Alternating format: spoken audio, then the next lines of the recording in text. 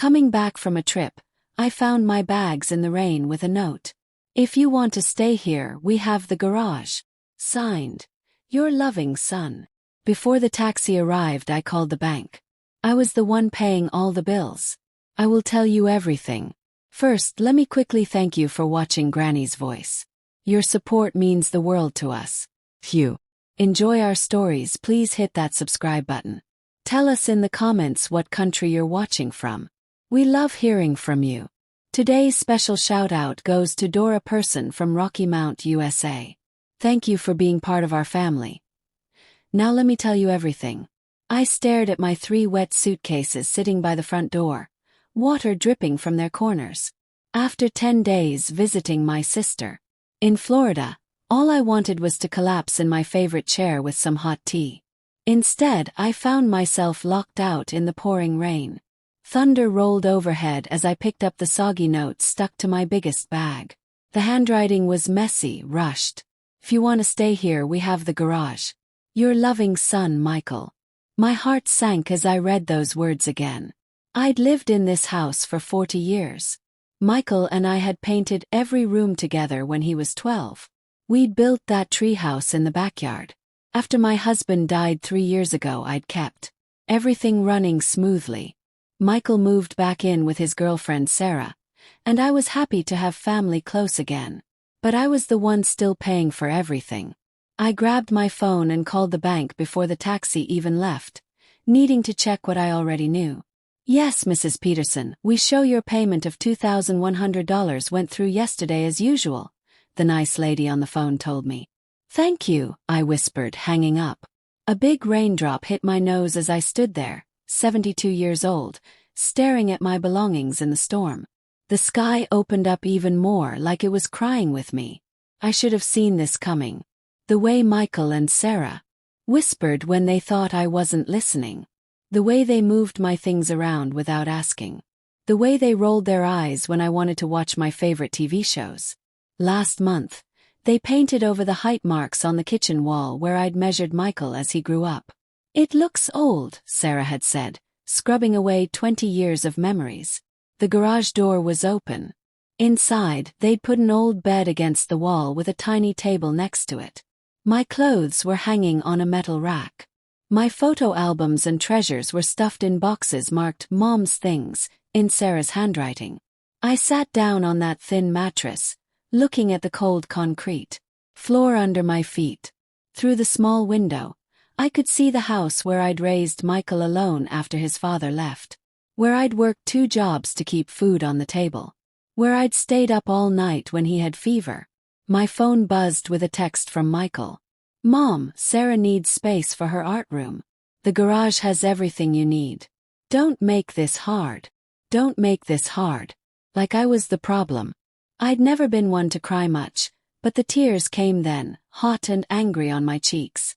I thought about all the times I'd helped Michael with his homework. The nights I'd driven him to basketball practice in the rain. The money I'd given him for college when he couldn't get loans. The birthday parties I'd thrown for Sarah even though she barely spoke to me. And now I was just something to hide away in the garage. I didn't answer Michael's text. Instead, I called Betty, my best friend since high school. Rose, what's wrong? She asked right away, hearing the sadness in my voice. I need somewhere to stay, I managed to say, the words feeling like glass in my throat. They've put me in the garage like an old car. Betty didn't ask questions. I'll be there in 15 minutes, she said. As I sat there on that awful mattress, surrounded by boxes of my life, I made a decision. This house had been my heart for 40 years. I put everything I had into it. My love, my money, my dreams.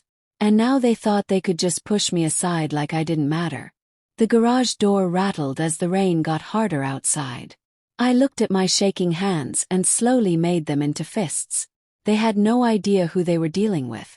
I wasn't just Michael's mom.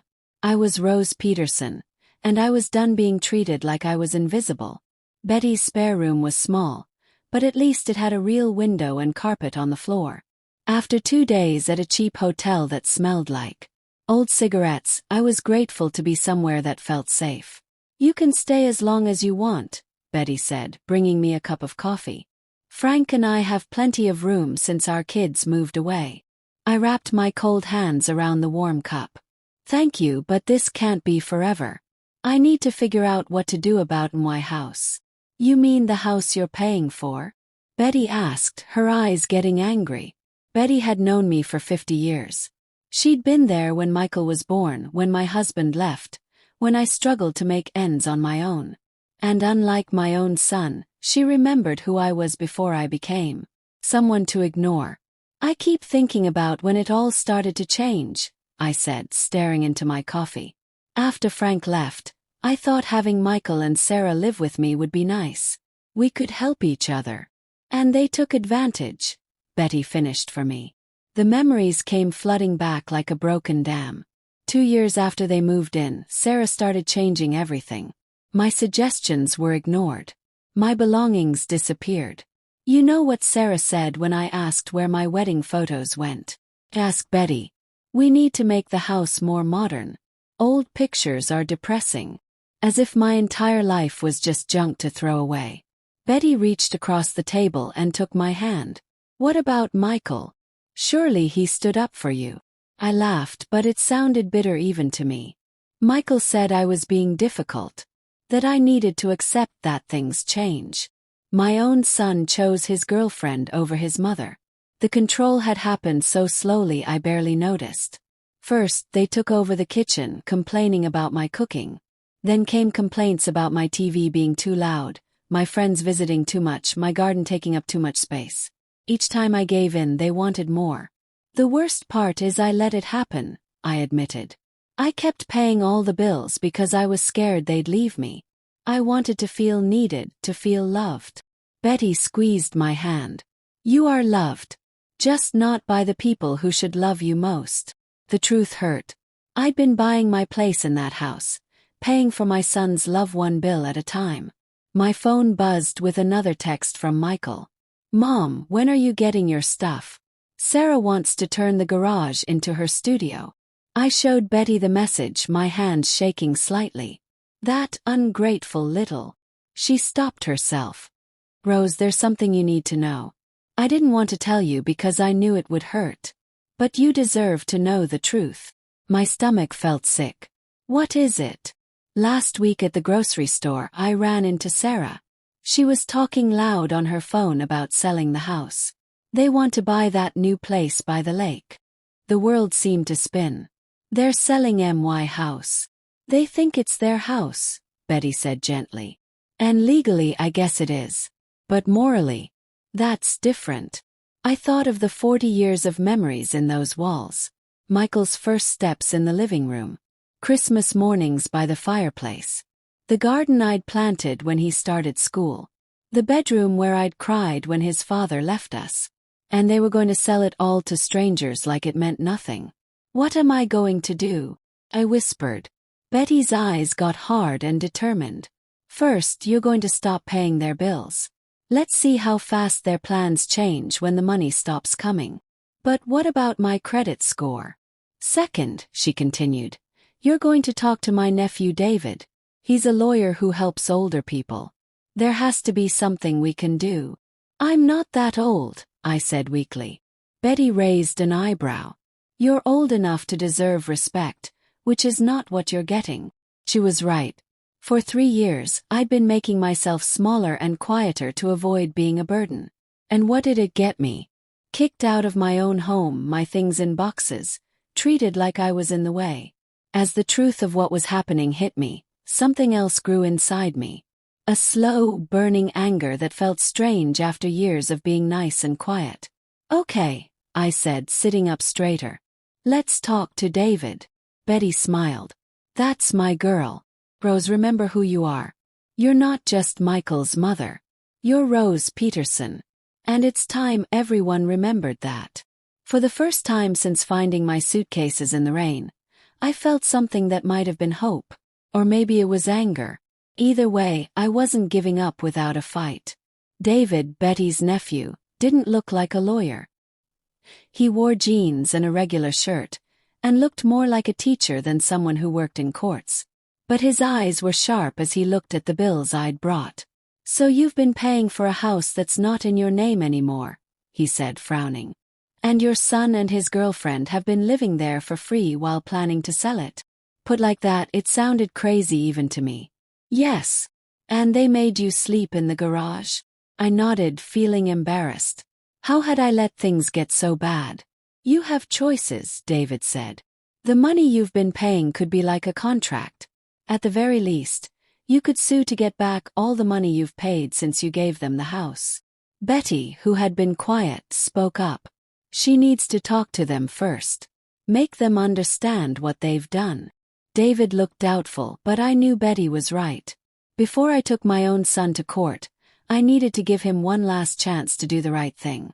That's how I found myself standing on the porch of my own house the next day, my heart beating fast as I rang the doorbell. I'd lived in this house since before Michael was born. Yet here I was, like a stranger needing permission to come in. Sarah answered, looking surprised but trying to smile. Rose, we weren't expecting you. I need to talk to you and Michael, I said, my voice stronger than I felt. She hesitated, then stepped back. Of course, come in. The living room looked different again since I'd left. My reading lamp was gone, replaced by some modern thing I'd never seen. The family photos I'd arranged on the shelf had been moved around, with several pictures of my late husband now missing. Michael came out of the kitchen, wiping his hands on a towel. Mom, what are you doing here? I came to talk about the house, I said. Betty told me you're planning to sell it. They looked at each other, confirming everything. We were going to tell you, Michael said, not looking at me. Once we figured out all the details. Details, I repeated. This was my home for 40 years. Your father and I bought this house. I raised you here. Sarah sighed dramatically. Rose, we understand you have feelings about it, but we need to do what's best for our family now. Your family, I repeated. And what am I? An uncomfortable silence filled the room. Mom, Michael finally said, talking to me like I was a child. You signed the house over to us. We appreciate everything you've done, but it's our house now. We decide what happens to it. I took a deep breath. I've been paying all the bills for the past 3 years. Every month, $2,100 from my account to keep this roof over your heads. Another look between them. They'd known all along. That was your choice, Sarah said coldly. We never asked you to do that. My hands started to shake. I did it to help you because that's what family does. And we're grateful, Michael said, though he didn't sound grateful at all. But that doesn't change anything. The house is ours. So my 40 years here, my money, my place in this family, none of that matters? Michael shrugged, looking uncomfortable but not changing his mind. Mom, you're being dramatic. We can help you find a nice apartment for seniors. I don't need a senior apartment, I snapped. I need my son to show some respect and kindness. Sarah stepped forward, her fake smile tight. Rose, I think you're getting upset. Maybe we should talk about this later. That's when I really knew, that there was no fixing this. The little boy I'd raised, the child I'd loved with everything I had, was gone. In his place was a stranger who saw me as nothing but a problem to solve. I've stopped the automatic payments, I said quietly. Michael's face changed instantly. You what? If you want to sell my home, you'll need to pay for it yourselves. You can't do that. Sarah's voice got high and angry. What about our credit? We have plans. Yes, I said. I hear the lake house is beautiful this time of year. Michael's face got red. Mom, this house was supposed to be mine someday. You know that. It was never really yours anyway. The words hit me like a punch. Never really yours. 40 years of my life dismissed in 5 words.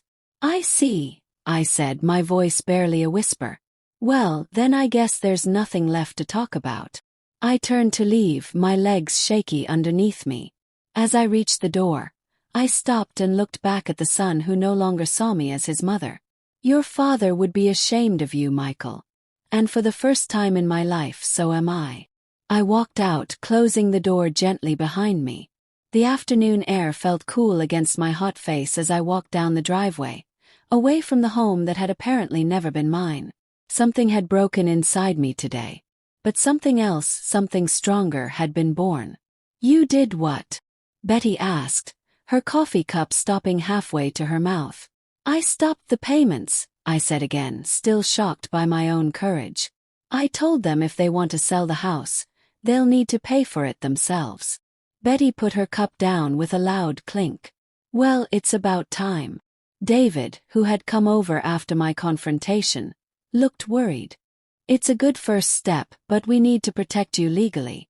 If your name isn't on the house anymore, you could get in trouble for the missed payments without having any rights to the property." The brave feeling that had carried me through the confrontation was fading, leaving room for doubt.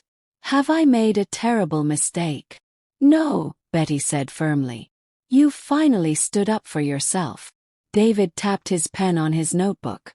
"Let's be smart about this. I'm going to call the bank tomorrow, explain what's happening, and see what we can do. In the meantime, you need to find every piece of paper that shows you've been making these payments." I nodded, thinking of all the careful records I'd kept over the years. Least I had those. "What about my things still at the house?" "Yes." Betty squared her shoulders. "I'll go with you to get them. If they give us any trouble, I've still got that baseball bat from our softball league." Despite everything, I found myself laughing. Betty had always been fierce, even back in school when she'd stood up to the bullies who picked on me for wearing second-hand clothes. "I don't know what I'd do without you both," I said, my voice catching. David reached over and patted my hand. "You're not alone in this, Mrs. Peterson. We won't let them take advantage of you anymore." The next morning the phone rang. It was the bank. I answered nervously, expecting questions about the missed payment. "Mrs. Peterson, this is Janet Morris from the loan department. We've received a call about the situation with your property on Oak Street." I gripped the phone tighter. "Yes, that's right. I understand you've been making payments on a house that's no longer in your name. Our records show regular payments from your account for the past 36 months. "Yes," I confirmed, "but I've decided to stop those payments." There was a pause. "Mrs. Peterson, I don't usually do this, but would you be willing to come into the bank to discuss this? I think there might be options you haven't thought about." 2 hours later, I sat across from Janet, a kind woman about my son's age, as she explained something called a financial lien. Basically, by paying the mortgage on a house you don't own, you may have created a legal claim on the property. Hope flickered in my chest. "What does that mean exactly?" "It means you could put a hold on the property for the amount you've paid. They couldn't sell it without dealing with that hold first." For the first time since finding my suitcases in the rain, I felt like I had some power back. "There's something else," Janet said, lowering her voice. "Your son called this morning, very upset about the missed payment. He seemed confused about how mortgages work." I wasn't surprised. Michael had always let other people handle money matters. First me, then Sarah. "What did you tell him?" "That missed payments hurt credit scores and could lead to the bank taking the house back," Janet said. "He didn't take it well." As if on cue, my phone buzzed with a text from Michael. "Mom, we need to talk about the mortgage right now." I showed Janet the message. "What would you like to do, Mrs. Peterson?" she asked. It was such a simple question, but no one had asked me what I wanted in years. What did I want? Not just about the house but about my life.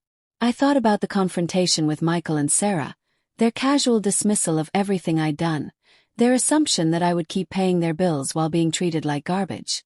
"I want what's rightfully mine," I said, surprising myself with how firm my voice sounded. Janet nodded, respect clear in her expression. "Then let's make that happen." That afternoon, armed with information from Janet and legal advice from David, I took another unexpected step in my new life. Got a job. The help wanted sign in the window of Sunrise Diner had caught my eye as I walked back to Betty's house. "You want to be a waitress?" Betty asked, eyebrows raised when I told her. "I was a waitress in college," I reminded her. "And I need my own money, my own life." I can't hide in your spare room forever. Betty thought about this. Well, Sunrise does make the best pancakes in town. 3 days later I had my first shift. My feet hurt and my back ached by the end of it, but the tips in my pocket were mine, earned by my own hard work. The simple joy of that was something I hadn't felt in years.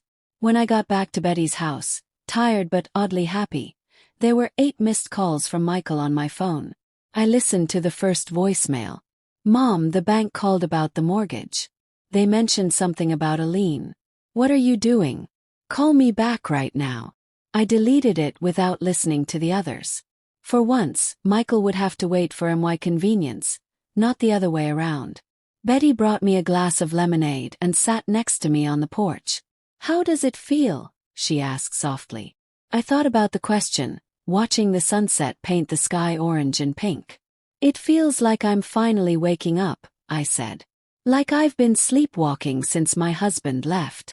And now you're Rose again, Betty finished for me. I nodded, raising my glass in a small toast.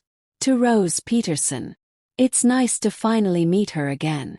After 4 weeks of working at Sunrise Diner, I had found a routine that felt surprisingly good. My tips were small but steady, and the work kept my mind busy. More importantly, I had a purpose again, somewhere to be, people who counted on me, a life that was completely my own. Which is why seeing Michael standing nervously by the cash register sent a shock through me. Mom, he said. His voice softer than I'd heard it in years. Can we talk? Linda, the owner, caught my eye from behind the counter. Take 20 if you need it, Rose. I nodded and led Michael to a corner booth away from my regular customers who had become like friends. You look different, he said, studying me. I smoothed my apron. I am different. Michael shifted uncomfortably. Mom, about the house. I'm not discussing that here, I interrupted. If that's why you came, you're wasting your time. Please, he said, desperation creeping into his voice. Sarah and we're in real trouble. The bank called about a lien, and our credit score is dropping because of the missed payments. I looked at my son, his expensive watch, his perfectly styled hair, the subtle smell of cologne that probably cost more than I made in a week at the diner. Everything about him screamed comfort and privilege, a life cushioned by other people's sacrifices. What do you want from me, Michael? He leaned forward. We need you to remove the lien and start making payments again, just until we can sell the house. The sheer nerve of it almost made me laugh. And what do I get in return? We'll make sure you're taken care of, he said, as if offering me a great gift. There's a really nice senior community in Maplewood. Stop, I said, holding up my hand. I'm not interested in being taken care of. I've been taking care of myself and you for years. Mom, be realistic. You can't keep working here. He gestured around the diner like it was beneath me. You're almost 70. 72, I corrected. And I'm doing just fine. Michael's face got hard, his mask of fake concern slipping. Fine. What do you want? Money from the sale. I studied him, this stranger wearing my son's face. I want my home back. He blinked, then laughed nervously. That's impossible. We've already put an offer on the lake house. Not my problem. Michael's expression darkened. It is your problem if you want to see Emma again, if you want any relationship with us. The threat hung in the air between us, ugly and clear. My own son was using my love for his daughter as a weapon against me. Are you threatening to keep Emma away from me? He had the decency to look slightly ashamed, but kept going. I'm just saying that families need to support each other. Sarah and I have plans for our future, and you're standing in the way. The way I stood in the way when I paid for your college, or when I watched Emma every weekend so you and Sarah could go out, or when I signed over the house and kept making payments so you could buy that boat last year. Michael flushed red. That's not fair. No, I agreed. It's not. My break was almost over. I slid out of the booth and stood up, straightening my uniform. I need to get back to work. Mom, please. Michael's voice cracked slightly. We need this. The lake house is perfect, We can't lose it. For a moment, I saw the little boy who used to run to me with scraped knees, looking for me to make everything better. But that boy was gone.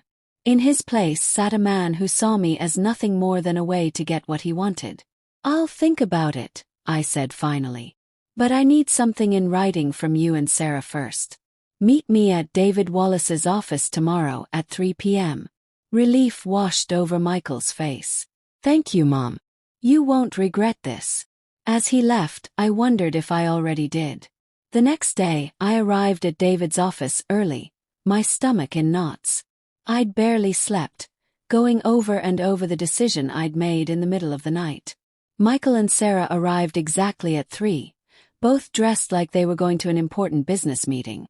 Sarah's smile was tight but triumphant as they sat down across from David's desk. Thank you for coming, David began formally. Mrs. Peterson has considered your request about the property on Oak Street. We appreciate that, Sarah interrupted smoothly. We're sure we can reach an agreement that works for everyone. David slid a paper across the desk. This is what Mrs. Peterson proposes. Michael picked it up, reading quickly. His expression went from hopeful to confused to angry in seconds. What is this? He demanded. That, I said calmly, is my condition for removing the lien. I will start making payments again, but the house will be sold to me, not to strangers. Sarah grabbed the paper from Michael's hands. This is ridiculous. You want us to sell you the house for just the remaining mortgage balance. It's worth at least twice that much. It's worth exactly what I've put into it, I replied. 40 years of payments, repairs, and improvements. Michael's face had turned bright red. You can't do this. The house is legally ours. With a lien against it, David pointed out, which makes any sale very complicated. We'll fight this, Sarah said, her voice cold. We'll get our own lawyer. I nodded, having expected this reaction. You can try, but legal fights take time, months, maybe years. Your credit scores will keep getting worse, and that dream house by the lake will go to someone else. The truth of this hit them visibly. Michael and Sarah had overextended themselves, counting on a quick sale of my house to pay for their upgrade. You planned this all along, Michael accused, his voice barely above a whisper. From the moment we made you move to the garage.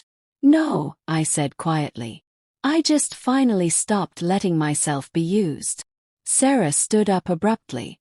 We need to discuss this in private. As they stepped outside, David gave me an approving nod. You're doing the right thing, Mrs. Peterson. I wasn't so sure. The look of betrayal in Michael's eyes hurt me deeply. Had I become as cold and calculating as they were? Before I could think about it more, the office door opened. Michael and Sarah came back in, faces grim but defeated. We'll accept your offer, Michael said stiffly. But I hope you realize what this means for our relationship. I met my son's gaze steadily. I do. And I hope someday you'll realize what it meant when you put my suitcases out in the rain. The first night back in my house, I couldn't sleep. I walked from room to room, touching familiar walls, tracing the doorframe where we'd marked Michael's height each year, standing in the kitchen where my husband and I had danced on our anniversary before he left us. It had been 4 months since the confrontation in David's office. 4 months of legal paperwork, of tense meetings with Michael and Sarah as they reluctantly moved out, of rebuilding my life piece by piece. The house felt both familiar and strange. Sarah had painted several rooms in trendy colors, removing the warm colors my husband and I had chosen. The kitchen had been updated with sleek, cold appliances. But underneath the surface changes, the heart of the home remained. The creaky board on the stairs, the way morning light came through the window, the slight dip in the hallway floor that we'd never quite fixed. I stood in the master bedroom, now empty except for the bed I'd brought from Betty's house. This room where my husband and I had shared our lives, where he'd packed his bags before leaving, felt sacred somehow. I'm home, I whispered as if he might hear me. The silence that answered wasn't lonely, just peaceful. For the first time in years, I was exactly where I belonged. The doorbell rang the next morning as I was unpacking my few dishes. I opened it to find Betty holding a casserole and a bottle of wine. "Housewarming," she announced, walking past me into the kitchen. "Though I guess it's more like a homecoming." I laughed, following her.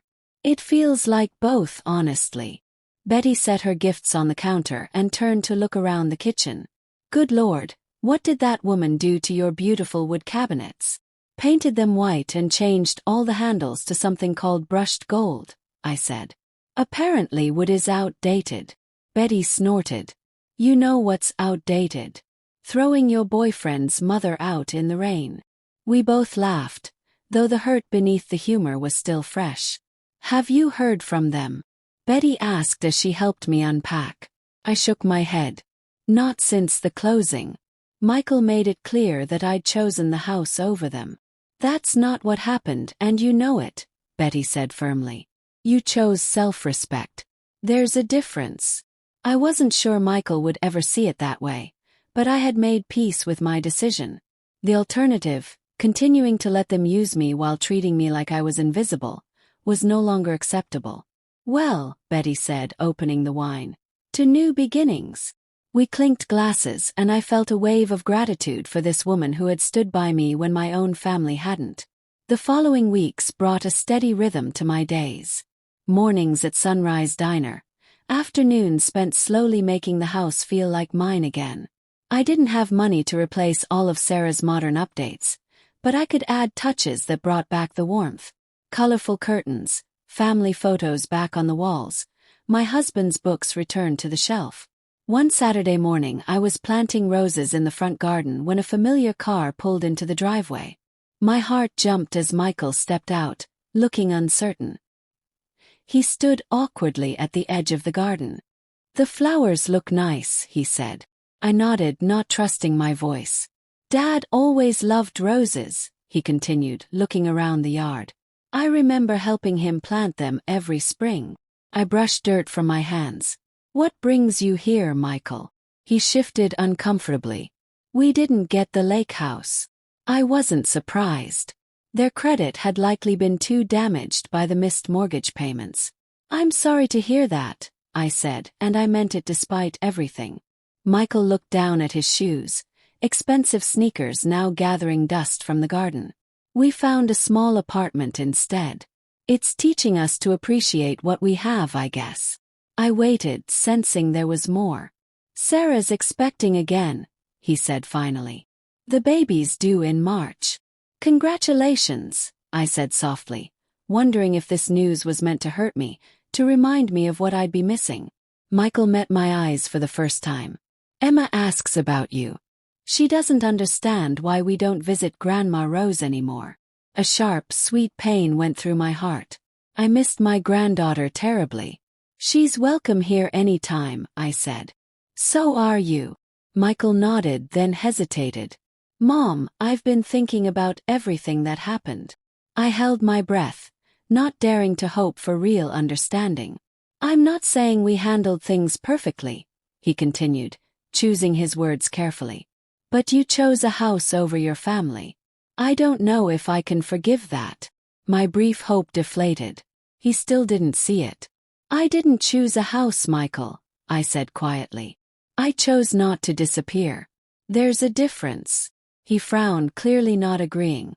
"Anyway, I thought you should know about the baby. And maybe Emma could visit sometimes if that's okay." It wasn't an apology, not even close.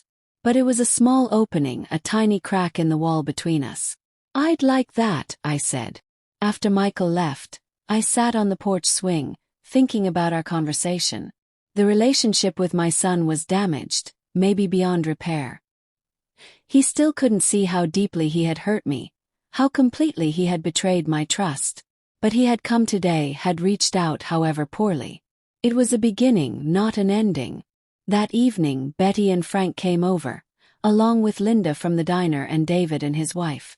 We sat in my backyard, the same yard where I'd taught Michael to ride his bike, where my husband and I had barbecued on summer evenings, where life had unfolded in all its messy beauty. As darkness settled around us, conversation flowing easily among these people who had become my chosen family, I felt a deep sense of peace wash over me. A toast, Betty declared, raising her glass. To Rose Peterson, who reminds us all that it's never too late to take back your life. Everyone clinked glasses, smiling warmly at me.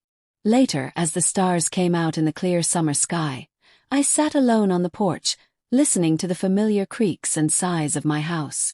I thought of my husband, of the life we'd tried to build, of the son we'd raised who had somehow lost his way. I thought of the woman I'd become in these past months. Stronger, more determined, unwilling to be pushed aside for anyone's convenience. The house around me wasn't just walls and a roof. It was proof of survival, of strength, of the quiet, unstoppable power of a woman who had finally learned to value herself. I was home not just in this house but in my own life. And for the first time in years, that life stretched before me, full of possibilities that were entirely my own. 3 months later, I was wiping down tables at the diner when I heard a small voice call out, "Grandma Rose." I turned to see Emma running toward me, her arms outstretched. Behind her, Michael stood in the doorway, looking nervous but hopeful. I scooped Emma up in my arms, breathing in her sweet little girl smell. "I missed you so much, sweetheart." "Daddy said you moved to a new house," Emma said, touching my face with her small hands. "Can I see it?" "Of course you can," I said, looking over her head at Michael. "Would you like to come for dinner tomorrow?" Michael nodded, his eyes slightly wet. "We'd like that very much." As I held my granddaughter close, I realized something important. I hadn't just saved my house. Saved myself. And sometimes that's the most important thing you can do. The next evening, as Emma played in the garden while Michael and I watched from the porch, he spoke quietly. "I'm starting to understand what you meant. About not disappearing." I looked at him, this man who was slowly remembering how to be my son. "It took me losing everything to remember who I was," I said. "I hope you never have to learn that lesson." Michael reached over and took my hand. "I'm sorry, Mom. For all of it. I don't know how to fix what we broke. We start here," I said simply. "With honesty. With respect. With remembering that love isn't just a word, it's how we treat each other." As Emma's laughter filled the evening air, I felt something I hadn't felt in years. Complete. Not because my family had come back to me, but because I had come back to myself. The rose garden was blooming beautifully, each flower a testament to patience and care, just like the woman who had planted them. A year later, I stood in the same garden, this time with Emma helping me plant new bulbs for next spring. Sarah had surprised everyone by apologizing genuinely, admitting that she'd been threatened by my presence and had handled it terribly. Michael had grown too, learning to see me not as a burden to manage but as a person deserving of love and respect. "Grandma Rose," Emma said, her small hands dirty from the soil, "why do flowers come back every year?" I smiled, thinking of my own journey back to life. "Because they're strong, sweetheart. Even when winter comes and covers them up, they remember who they are underneath. And when it's time, they push through the darkness and bloom again." Emma nodded solemnly, as if she understood perfectly. Maybe she did. That evening, as I prepared dinner for my family in my own kitchen, I reflected on the woman I'd become. The woman who had stood in the rain with her suitcases, broken and discarded, was gone. In her place stood someone stronger, someone who knew her worth, someone who would never again allow herself to be treated as less than she deserved. My phone buzzed with a text from Betty. "How's the family dinner going?" I typed back quickly. "Perfect. Thank you for helping me remember who I am." "You always knew," came her reply. "You just needed to believe it." As I called everyone to dinner, I looked around my home, filled with the sounds of family and laughter and love that was real this time, not bought with payments and sacrifice. I had learned the hardest lesson of all. Sometimes the most loving thing you can do is refuse to be unloved. Sometimes standing up for yourself isn't selfish, it's necessary. Sometimes saying no to being treated badly is the only way to teach people how to treat you well. The rain that had soaked my suitcases that terrible day seemed like a lifetime ago. That woman, desperate and displaced, had found her way home. Not just to a house but to herself. And that, I realized as I watched my son help his daughter wash her hands, as I saw the respect in his eyes that had been missing for so long, was the most important journey of all. The one that led me back to Rose Peterson, a woman worth fighting for, a woman worth loving, a woman worth being. I was finally, completely, beautifully home.